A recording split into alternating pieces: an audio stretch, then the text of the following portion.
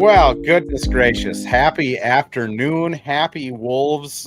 Maybe this is the second official crash out game that I think, judging by Wolves Twitter, that we're in the midst of. But we do have a podcast to run. So I'm Andrew Dukowitz from Zone Coverage. This is the Missing Wolves post-game live stream podcast thing.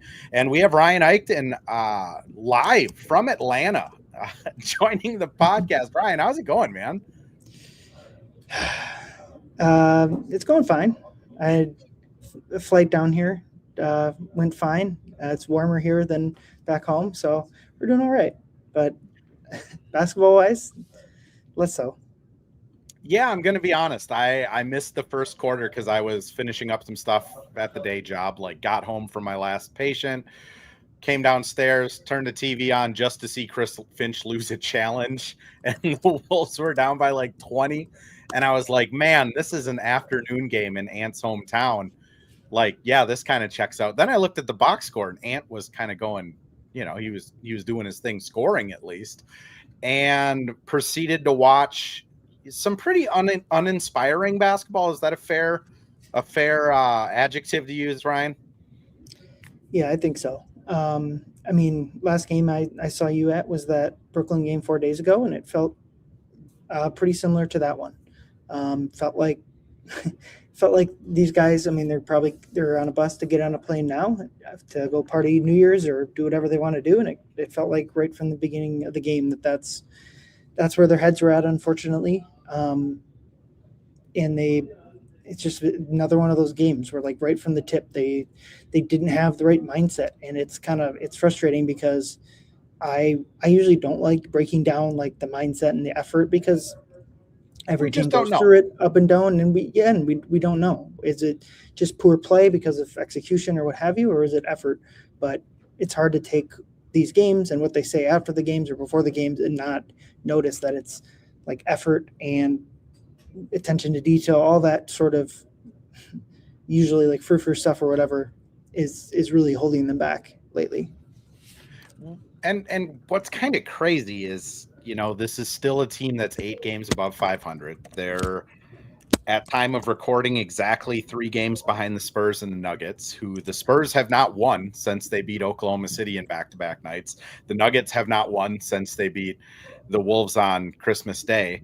And the Wolves are 1-2 since those kind of worlds collided. And I think there is some truth to, like, every team in the modern NBA has a mindset that is just, you just take some games off.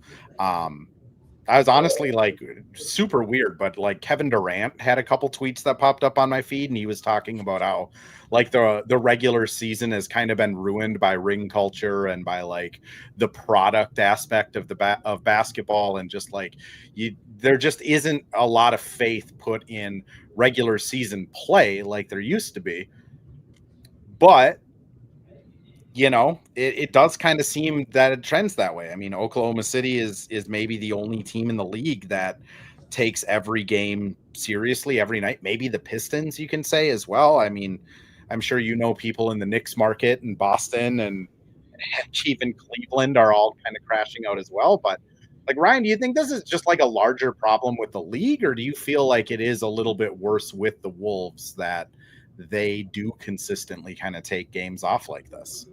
Yeah. So right now, right this second, right the past maybe month, for certainly 2 weeks, it's certainly a problem with the Wolves and with this Wolves team. And It does feel like it spans multiple seasons. I did ask Dante after the game, like, especially because he's the lone guy that has been on a championship roster, this kind of stuff. He talked for 5 minutes before that about all the issues that are going on. And just kind of all of this stuff. Is it unique to this team, or have you seen it in other organizations? He was very quick to say it's every team. Every team goes through this type of stuff, and he'd be the first to tell you that's not an excuse. But I think like this idea that it's unique to the Wolves is not true. Now, I think to win a championship, you have to get almost all of this, or pretty much like the valleys can't be this low. You need a lot more consistency than this, and they need to figure that out before the playoffs, because I think like last year you saw them, they made the 6th seed, and the reason why they were 6th seed last year was not this type of stuff. It was more figuring it out, but they made a run after Mhm. being the 6th seed, but ultimately weren't all that close to winning the championship, or certainly weren't all that close to beating Oklahoma City in that series. And I think I just continue to feel like this type of stuff needs to be ironed out before the playoffs. You need to go on. You need to have even like last year where they went on the run late. They lost Yeah. to an Indiana team without Halliburton at the time, the infamous Obi Toppin game. So I still think obviously they could keep playing like this and win a playoff series. If they were the 6th seed again and the Lakers are the 3 seed, they could beat that team again. That's not that inconceivable. But to win a playoff series against one or both of OKC or Denver, they just need to start at some point playing far more consistently, sticking to the game plans, all of this stuff. And that it's not just one player. I think there's not even really a player I could pick out that's this person is not to blame. It's top to bottom on the roster, and I think what's tough is we've had the mea culpa. Is that how you say it? We've had that a couple of times now, 4 days ago, most recently, and it feels like it's not sticking. Now that doesn't mean it can't stick, but right now, I mean, if they play like this again, the Heat will run up and down the floor against them too. So something's got to change. Completely agree.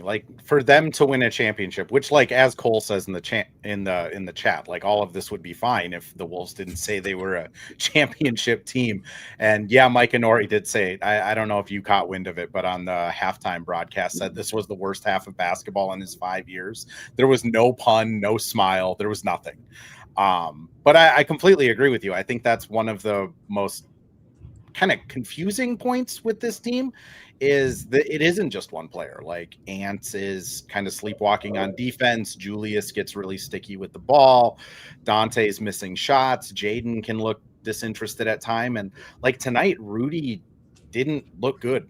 From the tip ball to the final whistle, Rudy was kind of just a layup lane, which yes, it does help if people are getting into the ball before they have a full head of steam at you in a layup line. But still, it just I know a lot of people online are very quick to say this might be a Chris Finch problem, but I think it's just a roster maturity problem more than anything, don't you think? Yeah, and I go back to what Dante put it on him. He said when asked about the coaching staff, he's like, they're doing their job. They're putting us in this. It's on them, and that's what I kind of continue to believe. I posted Finch's full press conference with poor video quality. No, I'm not as good as you at staying. Hey, people love the Blair Witch film. I can attest to that. Well, it felt like we were getting murdered in the woods out there. How about that? That's my train of thought. But yeah, Dante put it on them, and that's something that people. I posted after your question at the Brooklyn game where Finch had the quote is well, if they were really self-aware, they'd do something about it. Yeah. And people kind of latched onto that and be like, well, you can do something about it. And it's not to say the coaching staff can't do better or whatever, but I really believe it's on the players. It's on the individual. And I think about Rudy Gobert. I think if you had to point out a person that was least culpable for these type of performances, it'd probably be Rudy. Mm-hmm. But what I'll say is what's very clear is he's had a lot of good games basically since the turn to December. This month he's been awesome, and he's had 2 poor games, which is the Nets game and the Bulls game. So I do think for Rudy, it is he is their most consistent player right now. And so when he does have a bad game, everyone has bad games, it really and then add on, I think the other thing is when they're not hitting shots, that's I noted this earlier. It was every category between pace and rebounding and all, they're league average in that, which isn't necessarily bad. But the one thing they do is just have effective field goal percentages, top 5. I'm assuming it still is. And so when you don't have that, I think some of the other parts a road, they don't have the second thing to fall back on. And I think that's not a death sentence, but what if you don't have a second premier thing in your team, I think it's got to be mental strength or toughness or whatever the heck we've been talking about for these 10 minutes. I mean, that's again, it's just so hard because you look at this team and you go, well, do they need more veteran leadership? And it's they have Mike, Julius, Dante, Rudy, and Joe that. guy that have won championships, guys that have been the 2 seed in the East and the West, guys that have been all-stars, that have been all NBA guys. I mean, you look at Mike, he's played with everyone from Marc Gasol and Tony Allen to now Ant and Julius. Like, they have the wisdom to like go back on. I mean, then you like it's not a veteran thing. Is it like the young guys need to develop? It's, you know, Jaden's in the midst of his best season. Ant, I'd say, is like arguably this is his best season thus far. Nas has been up and down, but you know, he's still Nas, has games where he can swing it by himself. Like, it's so hard to kind of pick what this team needs. And then you go back to the coaching and it's like, I mean, Finch has a great staff. Like, he has Nori, he has Prigioni, he has, you know, Elston Turner that he can rely on. Like, it's not like a lack of preparation thing. So I think like the worst answer and probably the most truthful answer is that these guys just don't seem to care unless the lights are on them or unless it's a team that they know they can like make a statement with to win. And so far that's at least where my head's at. Is it's more of just these guys just a 2 p.m. game against the Hawks. They're not really invested. Yeah, and that's like the thing I think that has to change. Yeah, it can't completely agree. By the way, like for them to win a championship, that has to change. You are spot on. It's not that you can't have games like this, individual games like this, but like they're coming at like what feels like a 50% rate, or certainly like just it feels like a lot more where it's like it instead of a couple times a week, it's got to be a couple times a season where where these type of performances are. And it's like their travel hasn't been, and I don't think it really gets harder, but like it's not been a big travel thing. If they had this performance when they're upcoming back to back in Washington, I think like you can somewhat excuse it. Like it's not easy to travel even with the fancy planes they have, but like tonight it's the second game of a road trip and you have an extra day off in Miami. That is one storyline I'm willing to look for. They're going to get to South Beach tonight, or Miami, I should say, tonight, and they're going to have all of Thursday and all of Friday before Saturday's game. I mean, it's probably unfair of me to extrapolate any further than that, but like, did you ever see the breakdown of James Harden where they went by Yelp reviews of strip clubs versus like James Harden's career win-loss, and Miami was like 4-star strip clubs and by far his lowest winning percentage? That's what I meant by some something to walk on that. That is what I meant by unfair to extrapolate. I'm not doing that with this road trip. Yeah, and again, like that's the other thing. Like you look at other teams around the league, I think you can look at some players and be like, well, that guy probably isn't as locked in on the road like when they're in LA or Miami. And it's like the Wolves don't really have those guys either. Like Jaden, Nas, and Ants are pretty like level-headed mid-20-year-old young men, and the older guys on the team are I mean, I don't think Rudy is going out clubbing like every road trip. That guy's body looks like he's never ingested a carb. So I don't know how well like grain alcohol would treat him, but Mike's going to be sitting at the hotel room watching the Buckeyes. That's what Michael will be doing. Exactly. So it's just such a weird dynamic with this team because they're just literally, other than just the care factor, it's so hard to nail it down. I do want to ask you though, like what was Finch's vibe post game? Was he similar to that Brooklyn game, or what did you get out of him after? Yeah, I think a lot of them are just kind of like they're kind of out of answers with how to, like, you can't come in after every one of these losses and start cussing them out. I don't know when. Maybe he did that today. Maybe he did that none like the Brooklyn game. Maybe none of them. But like, there's been too many of these instances where, like, in theory, you could go in and cuss the players out. It's like it doesn't. It loses its luster, and so I think that's part of it. I asked him about like changing up the rotation, and he rejected that pretty quickly. Obviously, they could minute here, minute there, player like whatever, but like he kind of said, we've been switching up the rotation, we've changed it up from past games. So he didn't seem to think that's the issue, but yeah, I guess I would I would advise people to go listen to the full thing. It was only like 3 minutes, but yeah, I think it's a little bit of they're just dumbfounded with why these games are happening at such a rapid rate. I did have a good stat if you give me a second to pull it up here, because like the difference between their first half, so past 15 games coming into today, and the first half will get worse, and the second, both of these numbers will get worse because both halves are bad. But last 15 games, 24th in offense, 21st in defense, 22nd in net rating in the first halves. And in the second halves, they're fourth on offense, first on defense, first in net rating by a margin double of second team. So in the past 15 games, they are kicking ass in the second halves. And I think that like that's what's happening in these games is they got comfortable kind of putting together poor first halves. And now that the second half boomlets that we've been seeing previously, now that those are dying out, you just are left with like the husk of a game. And that, I mean, you kind of saw it in this game where, Dante hits a couple threes. They start to get it going a little bit in the third quarter. And then Atlanta just kind of honestly closed the door on them. Jalen Johnson went on a little bit of a run. And I mean, you're 100% right. Like, that is another like clear sign that they're coming into these games almost expecting them to not like, almost expecting it to be easy. I would say you see Brooklyn on the calendar. I think especially with how talented this team is, you probably think that you're going to be able to get in there and get out of there with the win pretty easily. And they swing first in the first half, and it almost like takes them a couple quarters to like figure out what to do. But it's just such a bizarre team.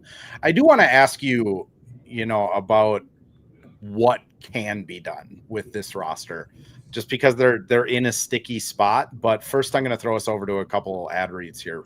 Then I do think it's fair to probably talk about trades, like what they have. Well, hello. Thank you, Livestream Andrew. This is Ad Read Andrew. And today we have Firehawk Construction and Remodeling, the presenting sponsor for the Missing Links podcast. Firehawk Construction and Remodeling strives to inspire people to follow their ideas, working with respect and understanding to create a quality, tailored result. Firehawk Construction and Remodeling, located in Blaine and serving in the North Metro area, is here to help you with your building and remodeling needs.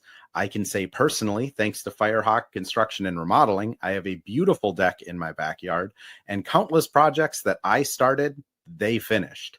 Get started on your new deck or remodel today by calling Isaac at 763-710-5686. And we're back with another ad read, this time for Pence Homes, the presenting sponsor of Hitting the Hardwood Network.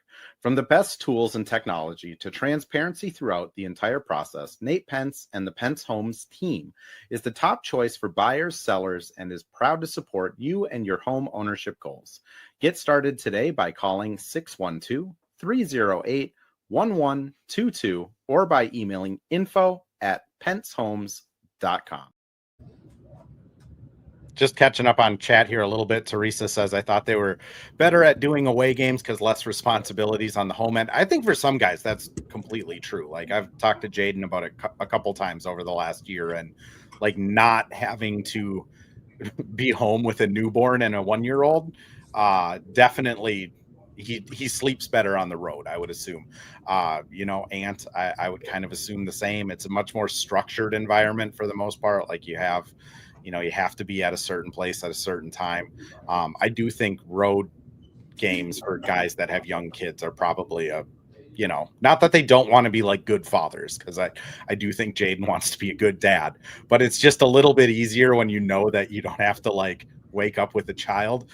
Pack mentality feels like shots aren't falling. They give up everywhere. Completely agree. I do think that's a wart on this team, that when they're not hitting. And Cole, I want to address this here quick, because are we worried about Ant walking off the court and declining to talk to media? I'll throw this one to Ryan, because all I saw was, it looked like Finch was pulling him out of the game, and Ant throws the towel up in the air and walks to the tunnel. Any more on that, Ryan? Not really, because he didn't talk to media. I mean, being concerned about talking to media, obviously, like personally, that's not something I like. But like, uh, ultimately, I'm on the court. I really, I don't think it's the impact. I'd be hard pressed to like say that's why they're losing games, certainly. But um, yeah, I don't know. Like when I think they need more from Ant on the leadership stuff and on the leadership front, because when things are going well, I think he's a really good leader. He pumps his guys up, does all that. But I think when things are not going well, whether it's his fault or not, which I would say offensively was not necessarily his fault tonight, but certainly defensively he played a part in that, as everyone on the court did. I don't think he does a good job of like getting them to turn that around, and some of that will come with age, and some of it they need it from him right now. Yeah, completely agree. Like, bad look. I said the same thing. I think it was early last year with Julius just kind of left the bench with 4 minutes left, and it wasn't to go, say hi to his wife and kids, which he does at home when he leaves the bench early. Like, I don't like that stuff. Like, if you're part of the reason you're getting beaten by 30 for the Hawks, you should kind of have to sit on the bench and feel that. Godfrey just asks real quick, does Ant not run out when his name is called pregame? No, he doesn't. Sometimes he's there if it's like a big game, or like, there's some occasion or national TV, he'll be out there, but normally he's back in the tunnel until right before tip. Or he'll shoot around and then go back to the tunnel.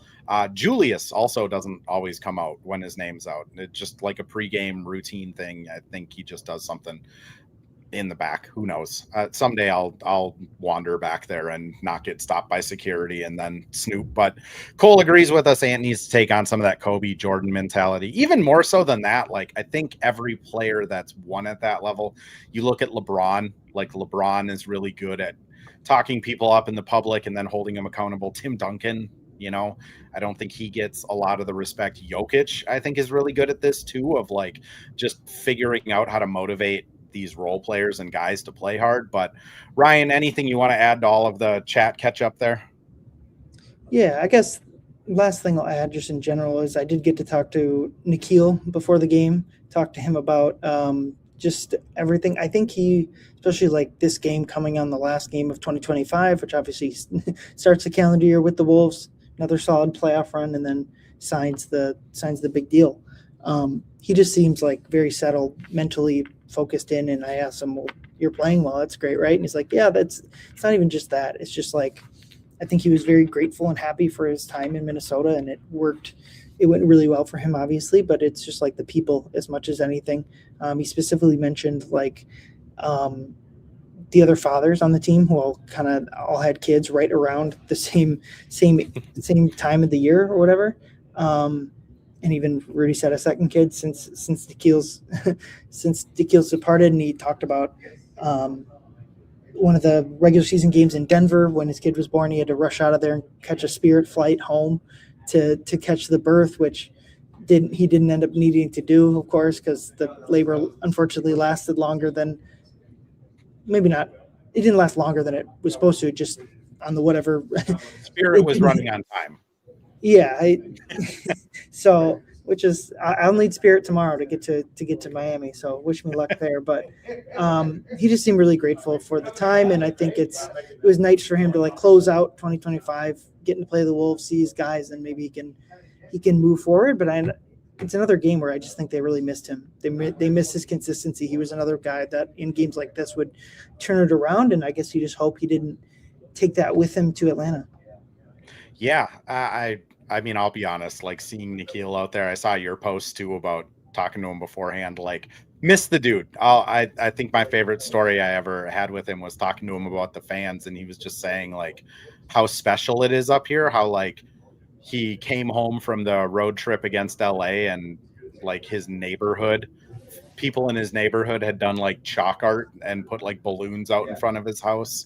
And then he was like, I was shocked because then it started raining and they were going out there and putting bags on it to like preserve it. And like, I think he had a special bond with Minnesota. I do want to get into kind of what does this team do aspect of it, of just, I'll ask it kind of open-ended. Do you feel like there is an answer on the roster? Do you feel like they just need to kind of get past this woe? Do you feel like a trade is coming? Kind of what are your thoughts on what is needed to break this? I think what's frustrating about nights like tonight is like they don't play even well enough to get like a sample size of like what needs to change, what strategic things are going wrong. Like it's just like that was a dud. I'm not sure probably the biggest takeaway like on the court wise from the game is the minutes where the young guys are out there. You can probably take some stuff from that. But like as far as like the regular rotation guys, like there's nothing strategy wise. I don't think like you need to get your mind right before you can even start breaking down like the film of it or whatever. But like going back to like the Denver game, I think they need a backup big. More than the guards. I think tonight was probably more worrying part about the guards. Like Bones didn't play well. Mike is what he is at this point. And Rob is continues to be out of the rotation, and obviously Shannon's hurt. So they're a lot more thin than I think any of us expected coming into the year. Basically, every sort of potential now replacement has not really worked out. But to me, the easiest thing is would be to add a big. The problem is like Nas, Rudy, and Julius already take up all the big minutes. And so are you going to limit any of those three guys' minutes? I don't know. So that would necessitate Nas playing the three to open up the backup center minutes. Maybe that works. Maybe that doesn't. I know Dane Moore has already talked about this on his pod, but like probably got to experiment with that. Have not been great. Yeah, but you got to experiment it at some point. But like it goes back to what I said. You couldn't experiment with it tonight. It was just going to look bad, and like because everything looked bad. So they got to. At first, they got to figure out whatever mentally is going on with the team or whatever, and then you can start to deal with. Do we want to? The problem is if you can like cobble together, if you want to punt on like Shannon and like you can put together Terrence Dillingham and another salary. Throw Lenny in there. He's making a smooth $3 million. You can get up to like that's like $8 million or something, and you could trade that for a half decent backup big. Like that would work. But if you're going to do anything more than like an $8 million player, you're sending out one of the like core 6 rotation players, or you're sending out Mike, which we've already talked about, like this team needing leadership. I'm not sure trading Mike that's obviously likely to make that worse or not help it. So any trade you make with those top 6 guys, like I think Julius and Nas make the most sense in terms of those are both power forwards, so you could shift your positions that way. But like trading Dante, like this team, I don't know if this team has enough shooting without Dante. Trading Julius, well, that's like your second leading scorer. You need to add in a second leading scorer if you're going to trade him away. Trading Rudy would just be like a non-starter. Like they have no defense without Rudy on the court. So the Rudy trade has taken a 180. Like I still don't think he's necessarily tradable mid-season. I think teams are. There's some dumb teams in the league, but like most of the teams that would be interested in a Rudy Gobert kind of know, like, if we get this guy mid-year, it's probably not going to work until next year. So why not wait until the offseason and keep our assets? But like the Wolves need him so much more than any value he would get. Like they are quite literally one of the worst defenses in the league anytime that guy sits, no matter who is out there, whether it's Jaden Clark, Mike, and like Julius and Nas, it's still a terrible defense. I do want to just, again, going back to your, like the backup point guard thing, like Bones doesn't have a very good game offensively. Mike takes 2 shots. He has the worst net rating on the team tonight at a minus 57.7. He also had the best defensive rating on the team today at 112.5. So they were just never scoring when he was out there? Offensive rating of 54.8 with Mike Conley on the court. And CD asks, do you feel Mike played point guard today? No. Like, I feel like Mike was just a corner wing guy that was guarding pick and rolls on defense. Like, yeah, if you're going to play Mike, obviously, like he has to be on the ball, and obviously he doesn't have to be James Harden out there usage wise. But like I don't think like you have better options if you're just going to stick Mike in the corner, unfortunately, or maybe you don't because Jalen Clark is. I think he's inching closer to 30% 3-point shooting on the season. that's He's another getting big there. aspect of it where it's like, obviously when he shot like 45% on low volume last year, I don't think any of us thought that was where he would sit, but they need him. And he got like beat on defense tonight too. So far from the only person though that got beat defensively. He is officially 33% on the season now. I mean, it's one like of his I last agree with 12, you. I believe. Yeah. Yep. 0 for 12. That's his current streak. I mean, I think you're spot on with the Mike thing. If you're going to have Mike out there, you got to run the offense through him. But if Mike is playing with Bones is kind of the initiator, I think, in that hierarchy, or at least Bones kind of gets the ball off the inbound, and then Ant is kind of the same way. It's just weird. Godfrey asks, what do we think about Ant's defense? Looks pretty bad.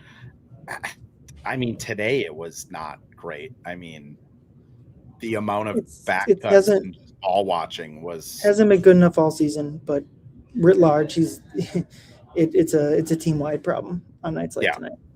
I think Ant is kind of a traditional superstar where, like, if you go back and watch an entire, like, go back and watch like a Kobe versus, like, I don't know, the Lamar Odom Clippers team. Like, just go back and watch one of those games. Like, Kobe wasn't locked in all the time on defense, but like end of quarters and fourth quarter, Kobe was the all defensive player that he was.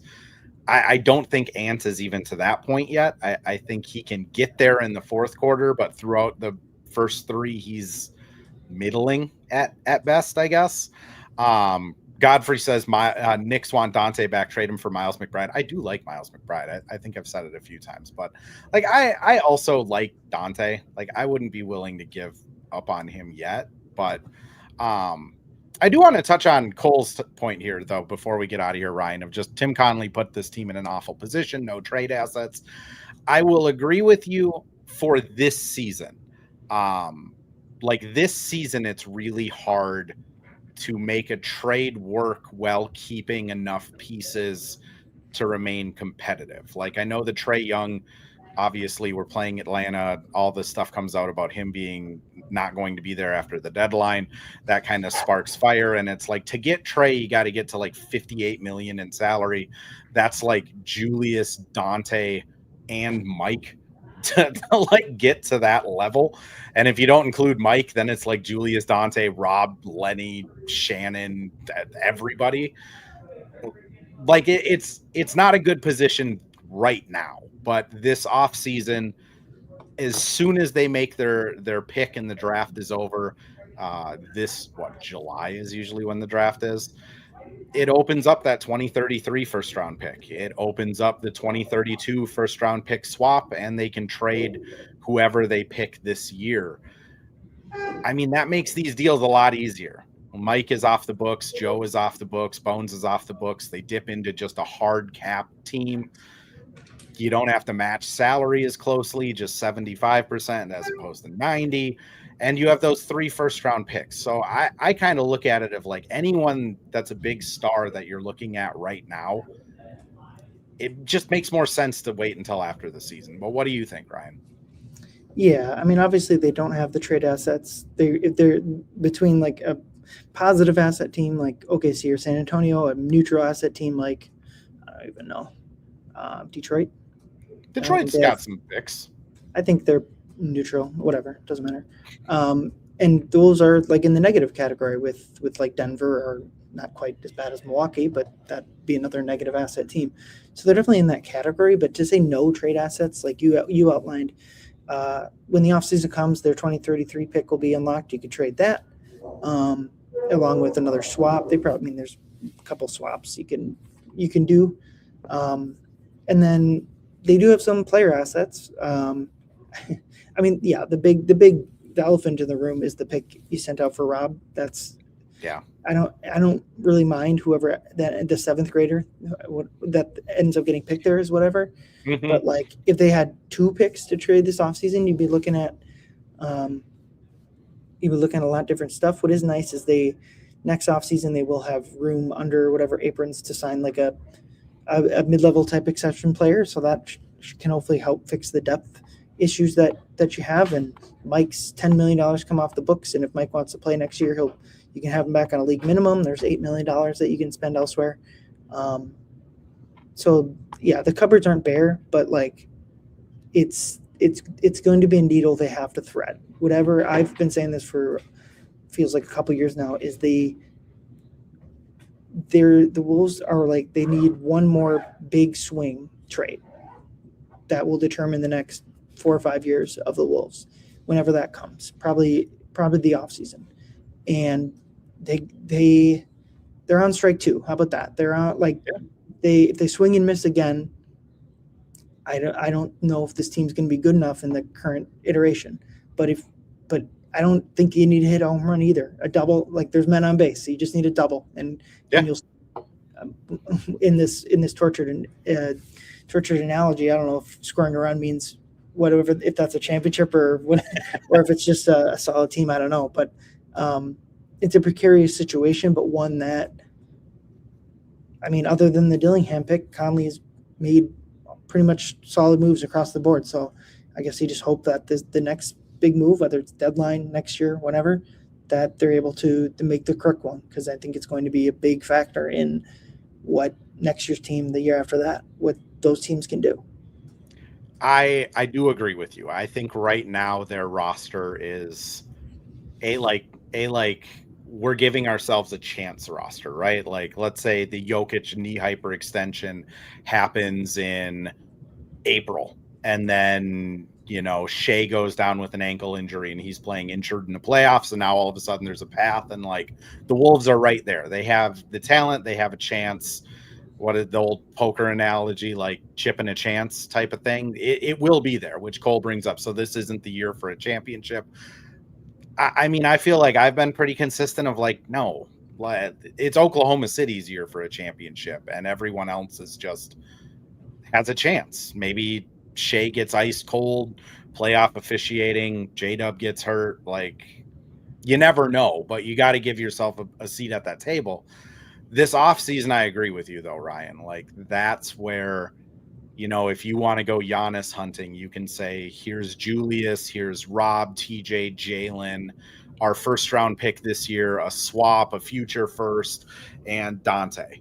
And, I mean, OKC and the Spurs are going to be able to give better options.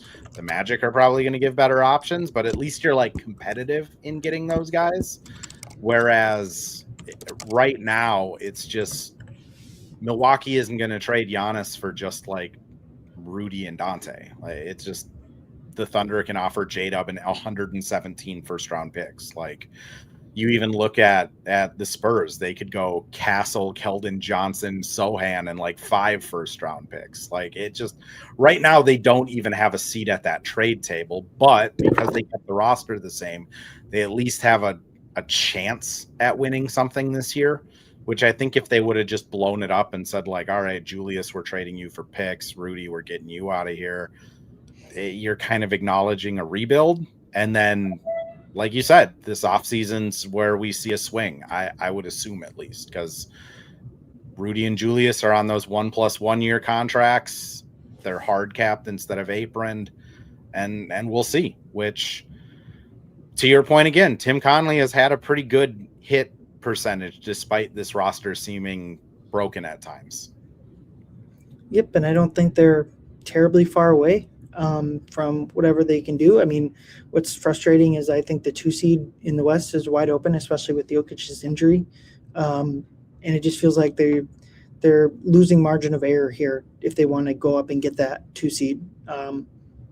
Just because, like, you only got someone, like, if they're only trying to pass one team, that's fine. But, like, just by the law of numbers, one of these 4 teams ahead of them is going to have a solid second half of the season.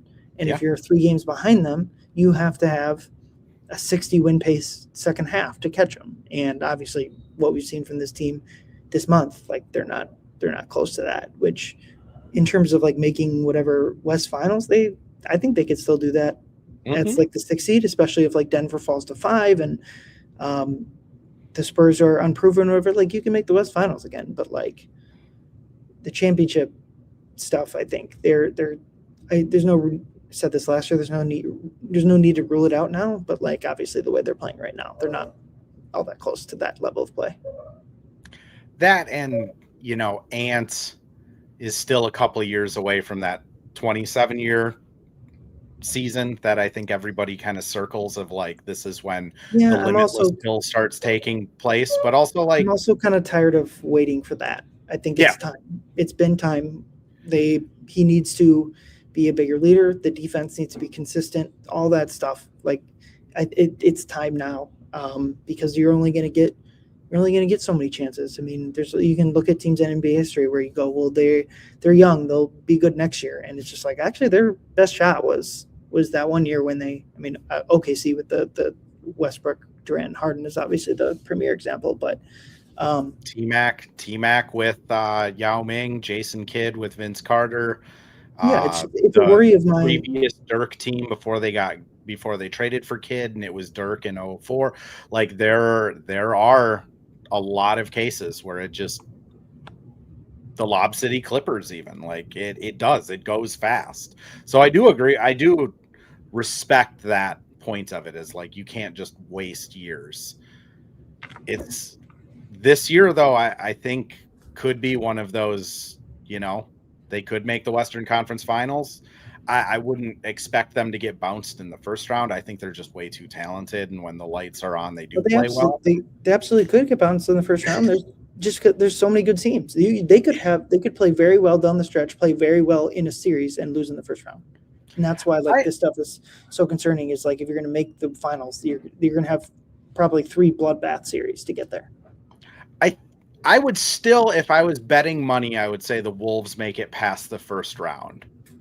I don't think they'll make it past the second round right now because of exactly what you're saying. Like if they get matched up with, let's say it is like the Lakers, like that's probably a 6-game series. And then they go and play the Nuggets, Spurs, Oklahoma City, or Houston. Like that just sucks that's the reality of the Western Conference, but it's not.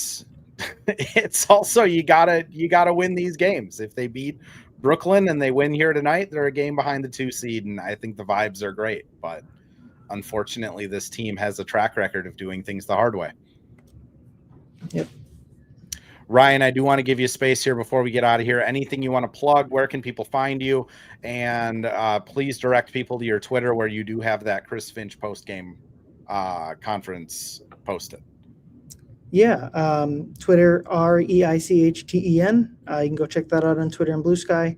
My podcast, 2 Words Wolves Pod, will have one out later this week based on this game, as well as a piece tomorrow just on whatever the heck happened tonight.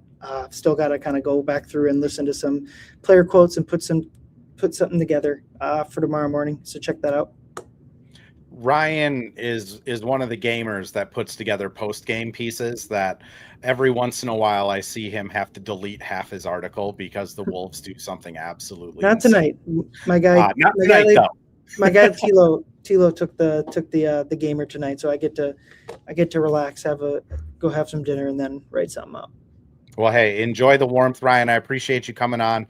For anyone that joined the pod or the live stream here late, it will be posted on New Year's Day, the 1st at 7 a.m. Anywhere you listen to your podcasts. It will go live over on YouTube as soon as I end recording here, if you can't wait until tomorrow morning. And it'll live on forever on X, and we'll be back live again after the Heat game. Ryan won't be with me, but he will be in Miami. Please go follow him on socials. He does awesome work, awesome writing. And again, I appreciate you, man. Thanks, dude.